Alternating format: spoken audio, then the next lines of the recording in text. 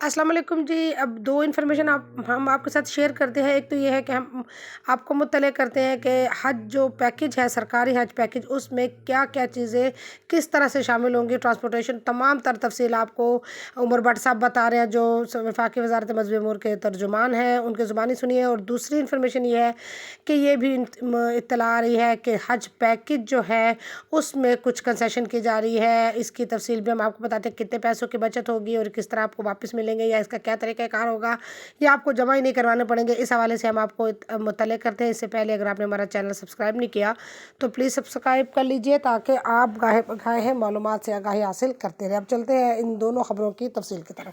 Package में आपका फ़ज़ाई ticket, आपकी पाकिस्तान के अंदर तरबियत, आपके शनाख्ती लॉकेट वगैरह, आपका वीज़ा, और फिर आपकी रवानगी, और वहाँ से एयरपोर्ट पर आपका पिकअप, आपको बिल्डिंग तक लेके जाना, और बिल्डिंग में आपका 40 दिन का खाना, आपकी मक्का से मदीना ट्रैवलिंग, आपकी मक्का से मीना की तरफ बस में ट्रैवलिंग, मीना में खैमे की रिहाइश, आपकी ट्रेन का टिकट, और ट्रेन के ज़रिए अरफात रवानगी, अरफात का खैमा, वहाँ से मुज़दलिफ़ा की चटाई आपके पास अपनी होगी क्योंकि वो खुला आसमान है, और उसके बाद दोबारा मीना, और वहाँ से फिर रिहाइश गांव तक बसों में, और फिर वापस एयरपोर्ट पर, और वापसी का एयर टिकट। तो ये सारा पैकेज शामिल है। हाँ, आब ज़मज़म 5 लीटर ये भी शामिल है, क्योंकि गवर्नमेंट के पैकेज में आपका कोई खर्चा नहीं है।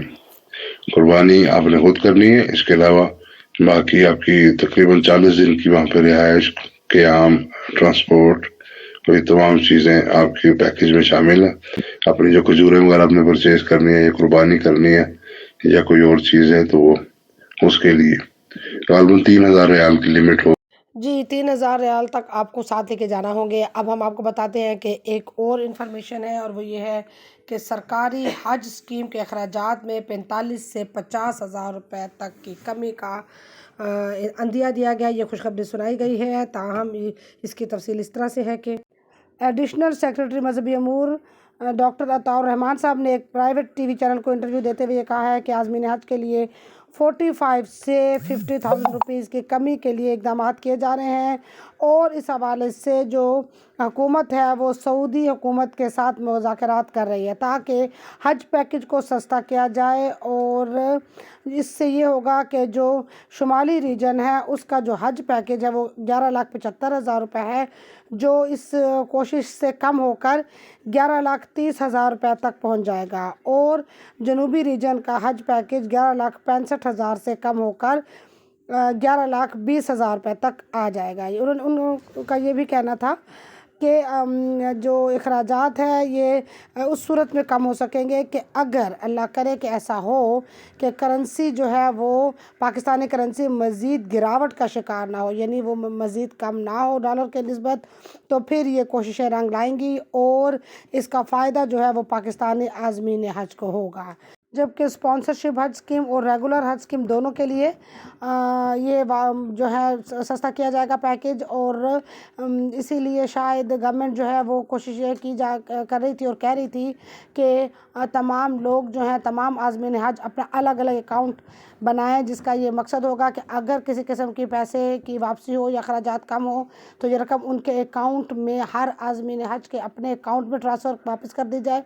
यानी ये डिसाइडेड है कि अगर रकम कम भी होती है, पैकेज सस्ता भी होता है, तब भी रकम आपको इतनी ही जमा करवानी है जितनी कि अनाउंस की गई है, और अगर ये 50 या 45,000 रुपये वापस होते हैं अकाउंट में जमा कर दिए जाएंगे। वापस आपके लास्ट टाइम भी ऐसा ही हुआ था जब 1.5 लाख रुपए की सब्सिडी का ऐलान किया गया था।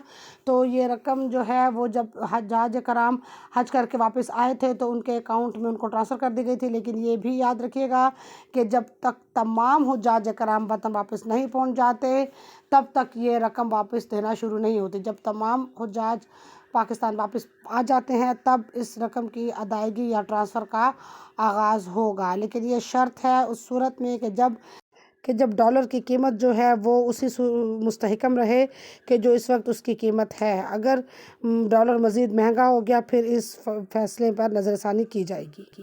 مجھے اپنی دعاؤں میں یاد رکھیے گا.